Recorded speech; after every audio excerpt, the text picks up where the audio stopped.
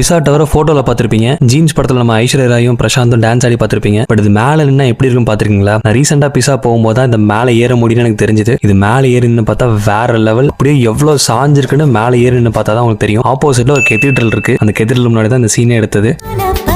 அதுக்கு பக்கத்தில் பார்த்தீங்கன்னா நம்ம நிறைய வந்து இன்டர்நெட்டில் ஃபோட்டோ பார்த்துருப்போம்ல, அதெல்லாம் அங்கே எடுத்தது தான். சரி, மேலே என்ன பாருக்குன்னு கேட்டிங்கன்னா, மேலே 7 பெல் இருக்குது. ஏன்னா இது அந்த சர்ச்சோட பெல் டவர். மேலேருந்து பார்க்கும்போது அந்த கெத்தீட்ரல், இந்த ஊர் எல்லாமே ரொம்ப அழகாக தெரியும். இது மொத்தம் எவ்வளோன்னு கேட்டிங்கன்னா 20 யூரோ, அதாவது நம்ம ஊர் காசுக்கு 1800 ரூபாய். என்னப்பா பிசா போய் இந்த டவரை பார்க்கணுன்னா அவ்வளோ காசான்னு கேட்டிங்கன்னா கிடையாது. கீழேருந்து பார்க்கறதுக்கு எல்லாமே ஃப்ரீ தான். இந்த சர்ச்சுக்குள்ளே போகணும், இந்த டவர் மேலே ஏறிந்து பார்க்கணும் அப்படின்னா மட்டும்தான் நீங்கள் காசு ஸ்பெண்ட் பண்ணணும். இந்த டிக்கெட் ஆன்லைனில் தான் நான் புக் பண்ணேன். இவ்வளோ சொல்லிட்டு உள்ளே எப்படி இருக்குன்னு கேட்டிங்கன்னா, உள்ளுக்குள்ளே பாருங்கள் ஒன்றும் கிடையாது.